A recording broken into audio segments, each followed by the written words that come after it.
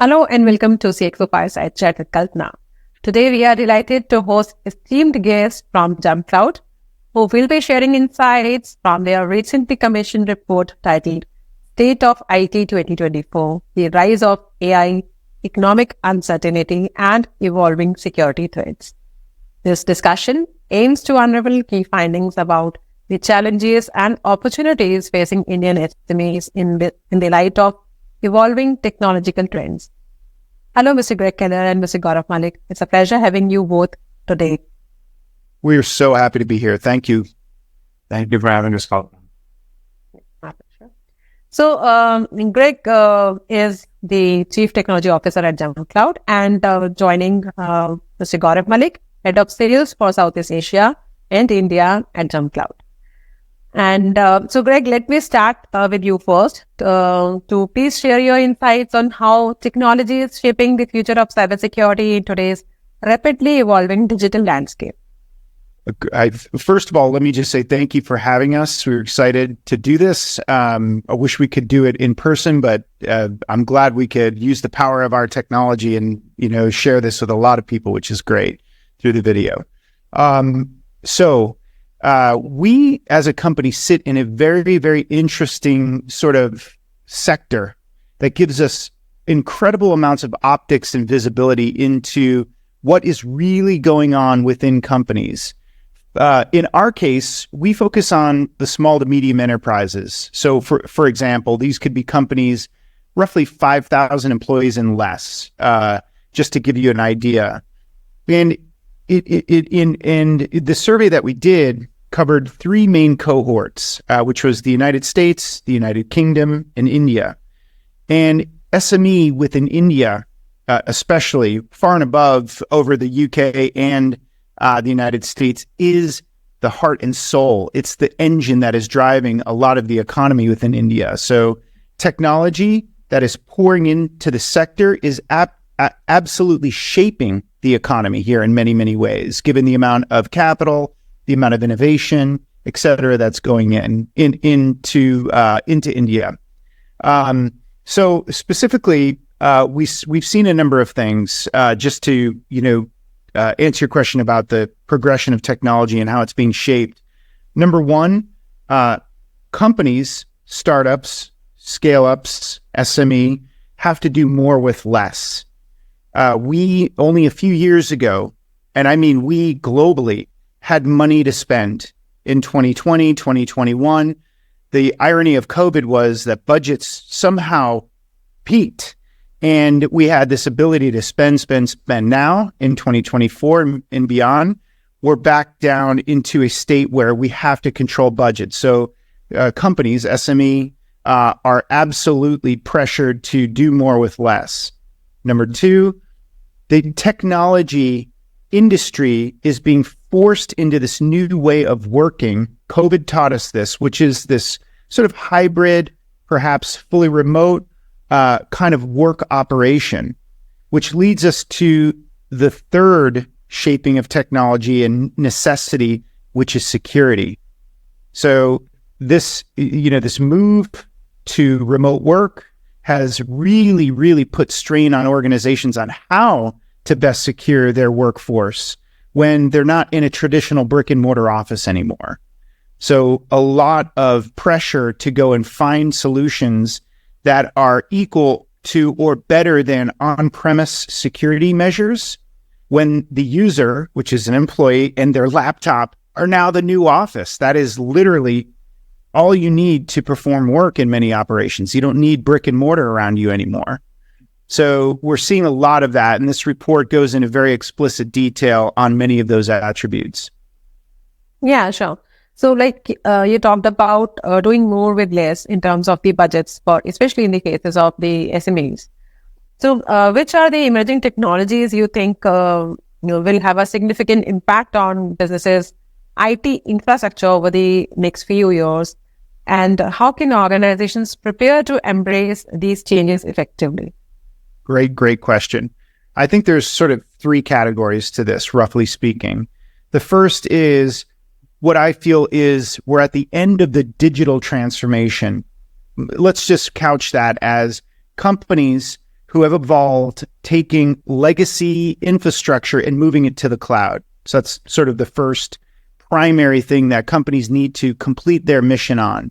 I think most agree that if you're still managing on-premise or / legacy infrastructure, you tend to be a laggard and are being outpaced by those that are moving fully, cloud. You see this most it's most presented when you look at cloud-born companies that have been, built and now are unicorns, in some cases decacorns, over the last 5 to 7 years. And they had nothing on premise. That's the first point. Second point, security. Back to my prior point. The world is advancing. Technology is advancing at such a rapid pace. It's unfortunate, but the bad actors, nation states included, have access to obscene amounts of tooling. They have the motivation and inspiration to go and do bad things to fully credible companies that are just trying to make good business. So security to protect the company, but by extension, protecting their customers is, again, mission critical. Finally, the third thing I would say is AI.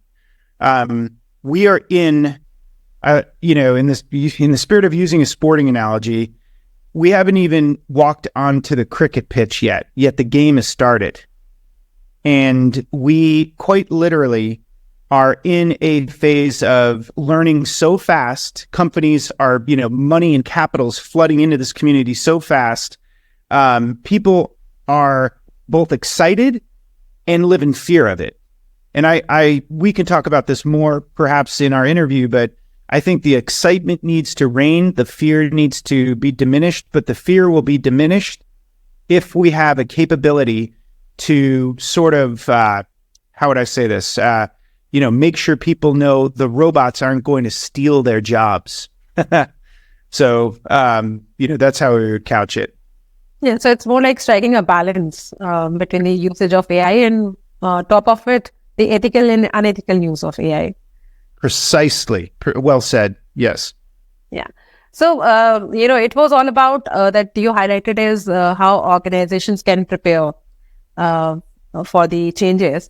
But you being the Chief Technology Officer at JumpCloud, what strategies does your team implement to stay ahead of technological advancements and ensure that innovative solutions are consistently delivered to customers? A wonderful question. Let me sort of state this. When, my co-founder and I sort of built this business, and for the audience, just to categorize, JumpCloud is an identity and access management company. We also, manage devices. Think of anything an employee of a company that uses JumpCloud to secure its access. We grant them access to everything from the trusted device. So it's secure, it's frictionless, and it's driven from a deep level of security on devices. So contextualize that for a second. 10 years ago, when we launched the business, we had no idea. We are now in a phase of the business. It's quite large, 800 plus employees, substantial revenue. But here's the answer to your question. It has been about our people. And that quite literally has meant going and establishing large footprints of people, or I should say appropriate sized footprints of people in the regions where our revenue is generated from. And I'm going to ask Gaurav, who is up and, literally sitting in the middle of one of these most critical sections of the world for us, generating revenue, which is India.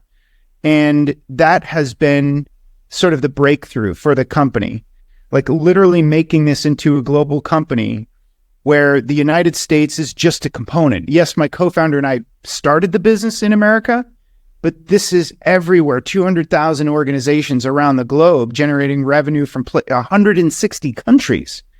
So the direct answer to your question is it's been about the ability for us to activate people, souls that are JumpCloudians, as we call them, in every possible place imaginable, to, get on our train, get on our mission.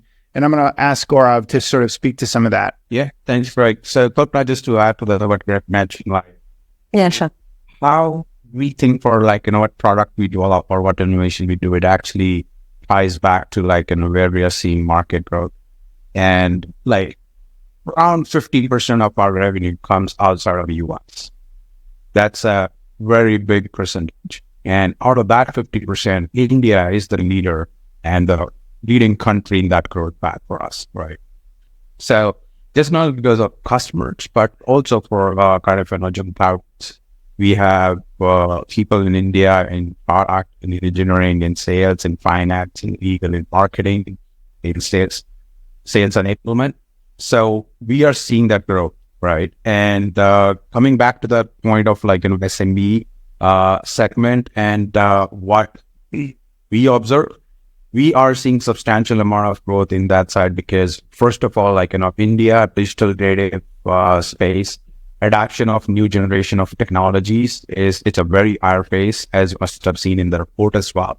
And now we are kind of in a very interesting time post COVID, wherein fundings are drying up. However, companies still need to innovate, right? They will still need right amount of tools, right amount of innovation, right amount of partners, and they also have to conserve cash, right?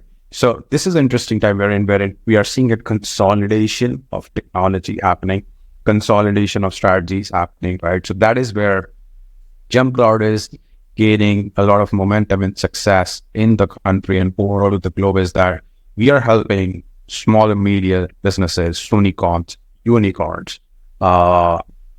with their identity, access management, device management, overall zero trust chart, right?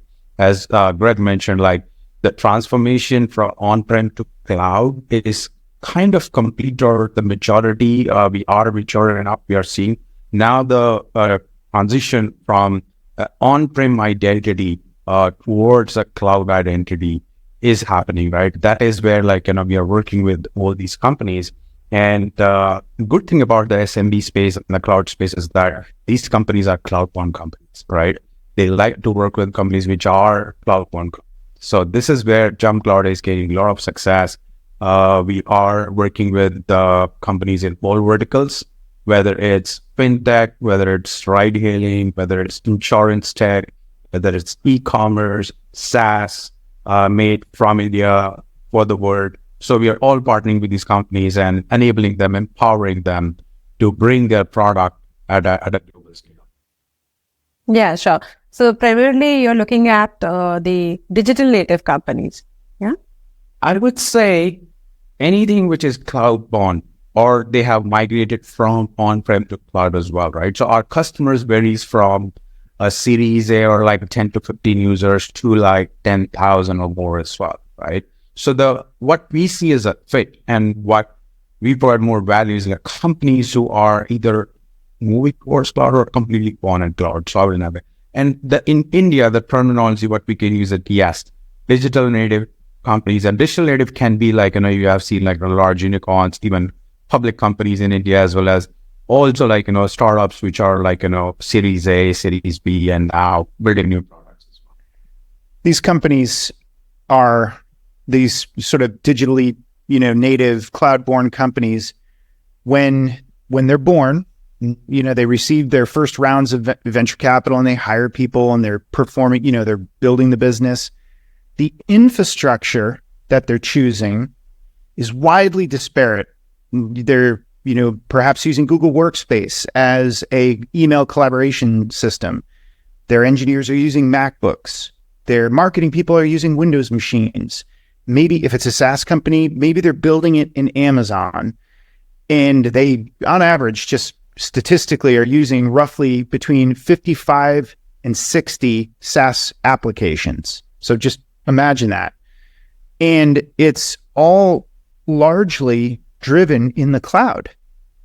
So the disparity of the resources and the cloud nature of it is exactly what older companies want to look like. The legacy companies want to be agile and nimble and have that level of freedom of choosing disparate, the best of breed styles of products. The problem is many of them are stuck, and typically they're stuck in, ways where a monolithic vendor, may own top to bottom the operating system, the email system, the servers, even their cloud. And it becomes very hard to become agile and nimble in that way. So it's a really, going back to my opening statements, our company sits in this really interesting optical place to watch both large companies and SME do their jobs. Yeah, sure. So what balance should they strike between convenience and protection against cyber threats? So, it's my opinion that if you're not secure, you're dead. So if we were having this conversation not a number of years ago, 3 to 4 years ago, the friction of, securing an identity was there. I bet if, any one of your listeners will roll their eyes when I say, how many times a day do you have to re-enter a token or a multi-factor authentication thing, right? And that was sort of the old way, or an SMS text, which are largely insecure. That, to answer your question, that's a lot of friction, right? And it drives employees mad, right? Not so much anymore, right? Biometrics, an ability to use your face or your fingerprint on a continual basis simplifies that. JumpCloud is a good example of a company that has hyper secured that biometric transaction to just sort of dissipate, that sort of pain that an employee needs to go through. But in reality, like directly coming at you with an answer, it has to happen. Even in the most recent round of Microsoft exploits, their senior brass was compromised because of email accounts that didn't have multi-factor authentication turned on them. Let me check my watch. It's 2024. And people are still not using multi-factor. It's the number one way to ensure that you are protected. Is it fail safe? No. Push bombing, other things can, as we've seen, are much harder to do, but they happen. But it 99.9% of the time will stop the bad actor dead in their tracks. So you caught me on a rant. Yeah. So in terms of cloud security solutions, what key considerations should organizations keep in mind when choosing a provider or implementing such technologies into their infrastructure? So full stop, it needs to be multi-cloud. Even though it's hard for smaller companies when they're on their journey and it's like, we've chosen Amazon. Before they know it, if they are successful, they're on a journey and they don't realize it yet, which is to diversify their infrastructure through multi-cloud strategies. So step one, is making sure that the infrastructure for security, especially, and I would say most poignantly, access control provides an ability to seamlessly go between, Google Cloud, GCP, or Azure, or of course Amazon. So that's the number one thing. Number two, it has to be done in a way where no, call it on-premise baggage is required anymore, right? Or self-hosted stuff.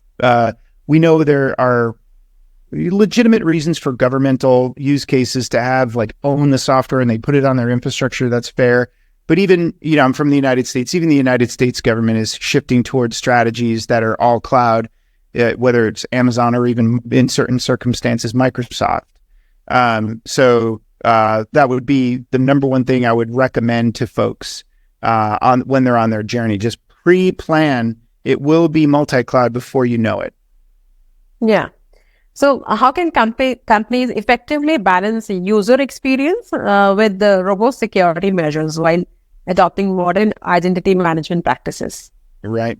Sort of goes back to some of my prior statements about biometric and things of that nature.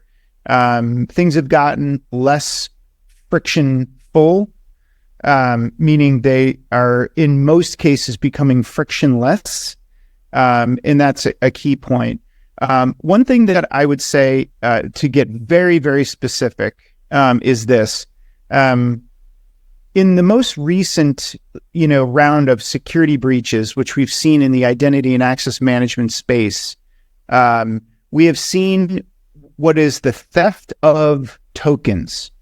So these aren't circus things. They are security credentials that are delivered typically through a browser onto a machine, like the laptop you're probably talking to me from. You logged into Zoom to get into this conference. Behind the scenes is a token, and it's sitting there somewhere in your machine, and it knows it's you. So I would counsel your listeners and viewers, when they are choosing identity providers, make sure that token management is done in a way where these tokens can never be pulled from a machine and then replayed as if, it's a live session. This is what the bad actors are doing. They're stealing those tokens through malware they put on machines, and they run away, they exfiltrate those tokens, and then they can access infrastructure or resources or applications as if it was you.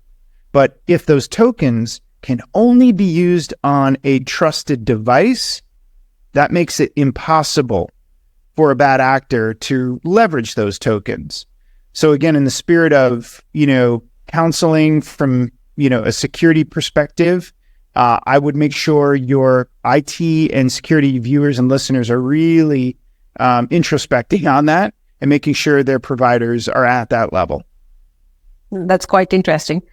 Okay. So we talked about artificial intelligence. How do you see this technology shaping up the IT management across Indian SMEs and enterprises? Great question. Well, I'll split this between Gaurav and myself, but I'll open up like this. It's already, the shaping is already happening. So, and globally, India is in many ways at the forefront, and our survey results are proving that the adoption of AI technologies by Indian companies is outpacing the other cohorts that we surveyed. Again, the United States and the United Kingdom. United States and India were very close, but India was still demonstrating progressivity in adopting these technologies. So that's a good thing. The other side of this is that there's actually two sides. It's like a two-sided coin. There's, I was mentioning this earlier in our interview. There's the excitement side of the coin, and then there's the fear side of the coin. The exciting side is the sheer amount of productivity gains that companies can achieve by implementing AI across a variety of different business units. It helps in sales. It helps in marketing. Project planners can, use, AI functions to build project plans. Engineers can move faster in their coding assignments, with assistance, right? That's a good thing. The fear side of it, on the other side of the coin, is what is happening with our internal data. The newness of this technology behind the scenes is unknown. Is my data being commingled with other datas, and who is looking at that? Is it, sort of getting contaminated, or are other people seeing my secrets, whatever that may be? That's the fear side of things. To Google's credit, they, in their AI initiatives, I think they lead with the message, your data is your data, it's nobody else's. And large language models can be trained effectively without it commingling with public data sets, at least in a public fashion or a public forum. So anyways, those are some anecdotes that are going on. Gaurav, about India, I mean, you have purview over hundreds and hundreds of our customers here. Yeah. What's their excitement level? So everybody's super excited, right? So as Greg mentioned, like AI, people are trying to find more use cases around it, right?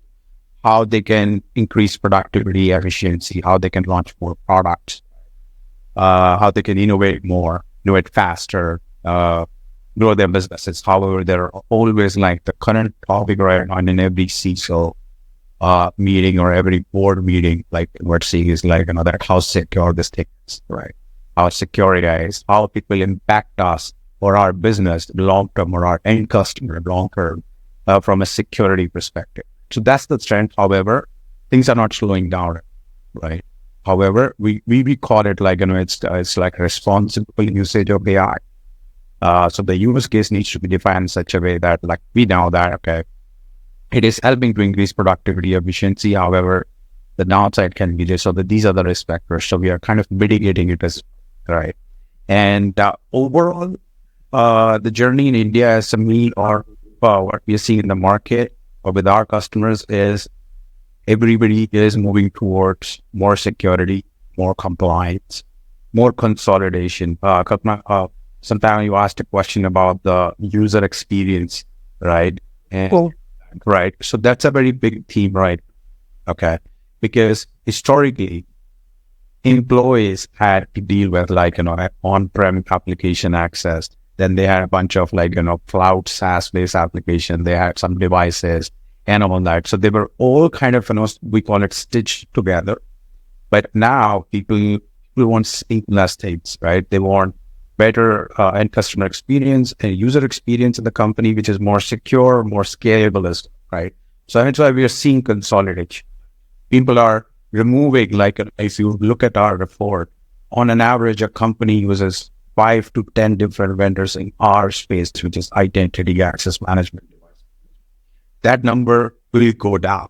You will have 1 or 2 products, right? And then you have platform like JumpCloud coming in, who's solving a larger problem of complete identity, access management to application, to cloud, to your network, and then your device management. So in devices, see in India, we see a mix of devices, which is Windows. Now, Mac population is going up. All the digital native startup and all the engineers, they love working on Mac or iOS. And then you have Linux population going on, right? Companies historically have been using different point-based solutions to manage those.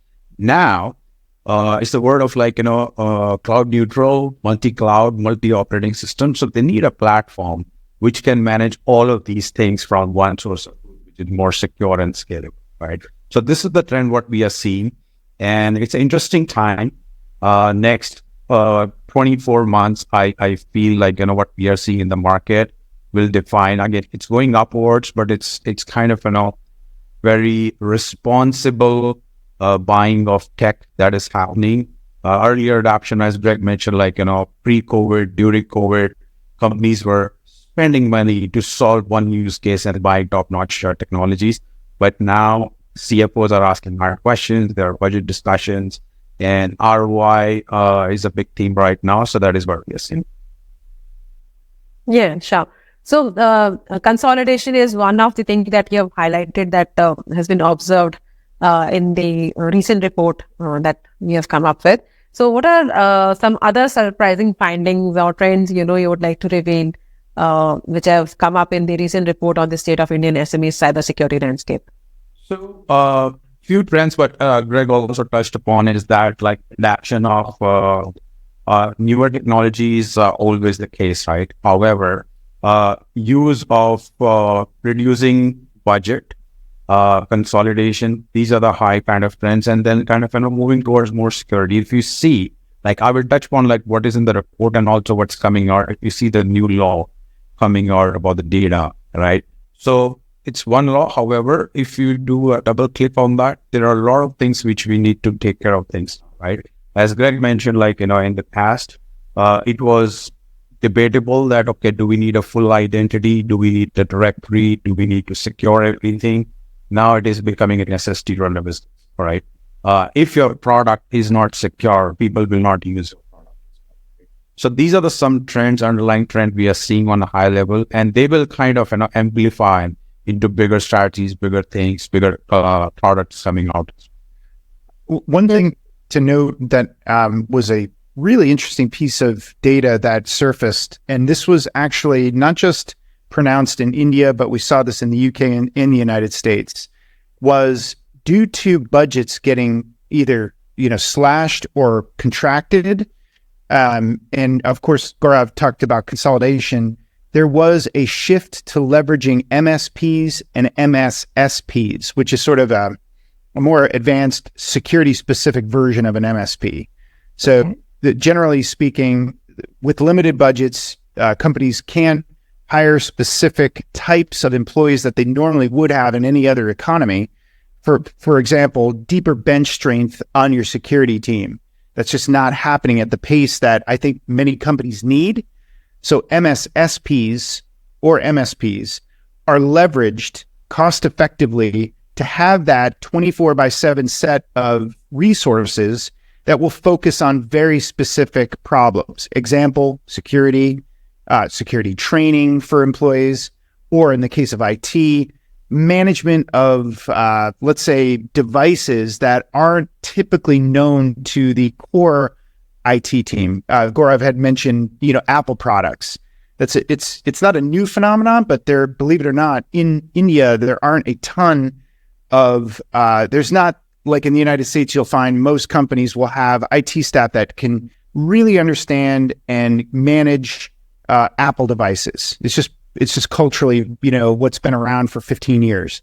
India, everybody wants Mac, but the IT teams don't necessarily have that bench strength again.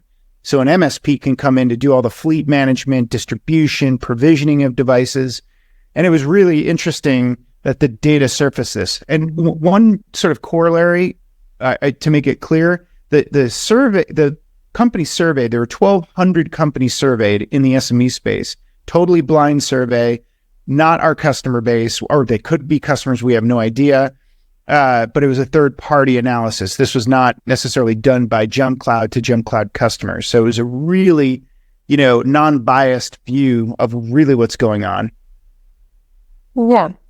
So we have already talked about the footprint of JumpCloud in India and how significant Indian market is for JumpCloud. What is your go-to-market strategy for this region? That's a great question. I can take that, Greg. This is his wheelhouse. Yeah, that's what. So we call it like route to market or go to market, or you can say Kalpana, So I'll take a step back. Like we launched our India sales motion exactly 2021 SAC. It's been a little over 2 years. Before that as well, we had a lot of customers in the country, right? So people who were coming to us to our product-led growth motion, right? So they'll reach out to us, they will already test our product, and they just want to kind of go ahead and now, in the last 2 years, we have grown the business substantially by having people in groups. Like now we have teams, which are based in all major cities in Delhi, in Mumbai, and Bangalore. And then we have teams on product, engineering, support, everything that so what we have done is our route to market is companies who are reaching out to us because our brand is quite strong because we are present in 60 countries.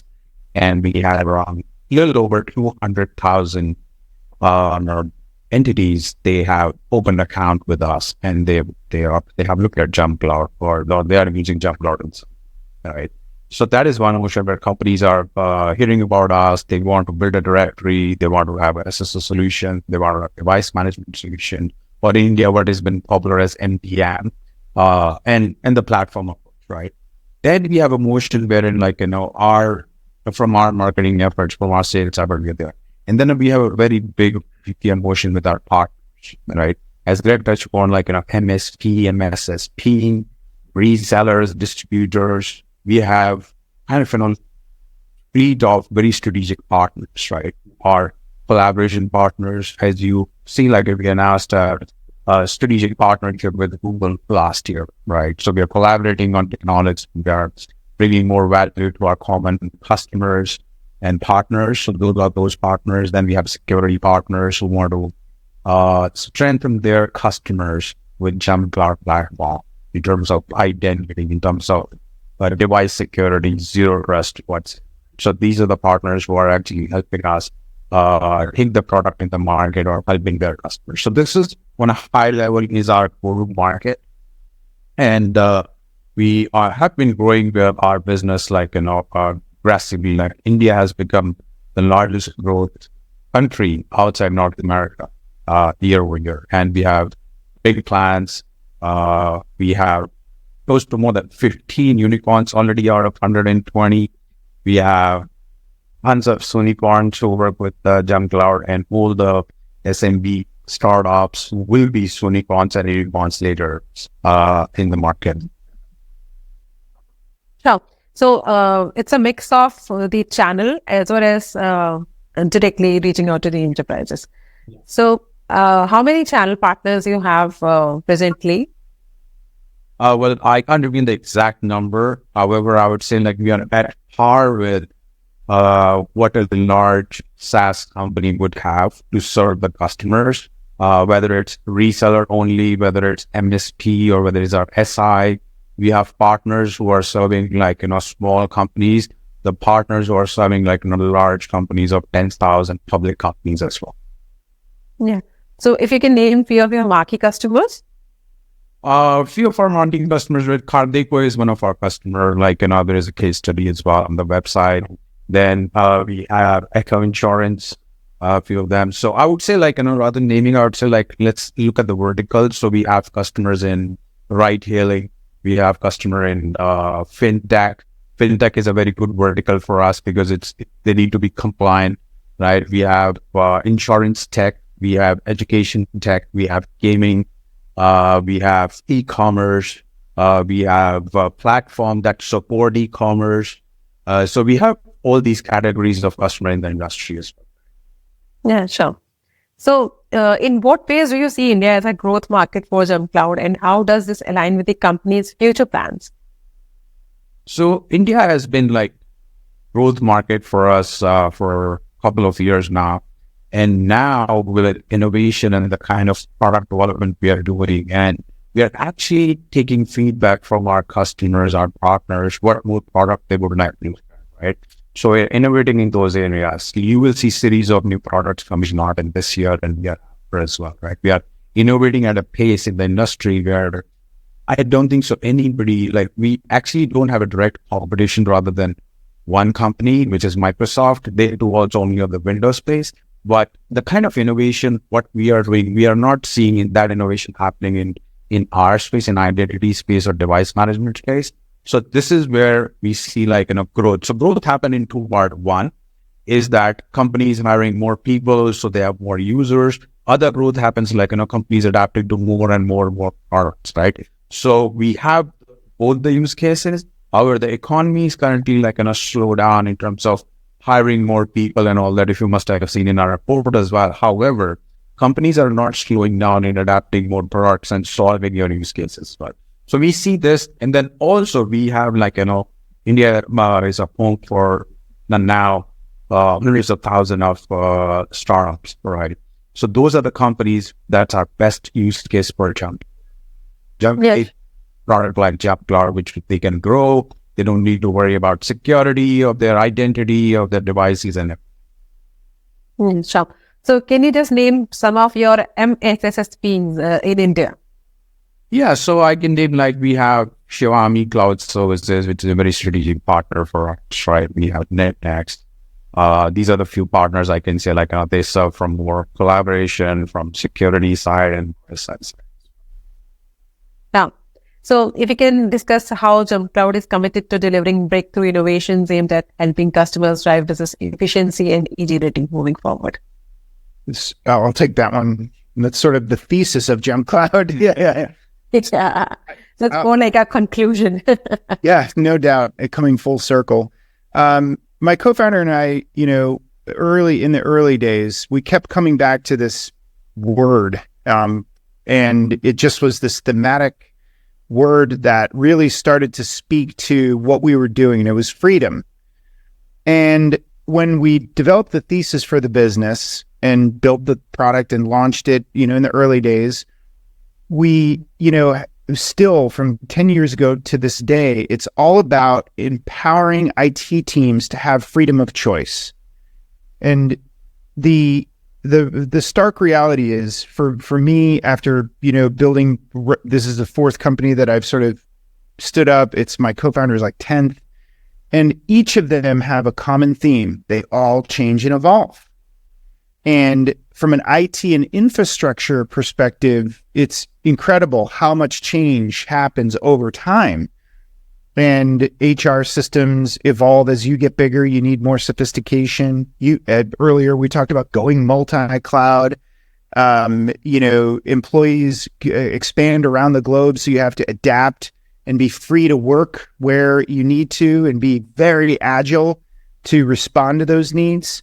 So the word freedom has come up over and over and over again. And that really created this foundational go forward mission for JumpCloud, which is to provide a totally neutral, open directory platform that doesn't care what resource you use now or in the future, but the most critical, important thing never really has to change, and you can count on it, which is the identity, who that user is, what they have access to, and their entitlements when they enter the thing that they need to do work with it. It could be an application. It could be a printer still on premise, right?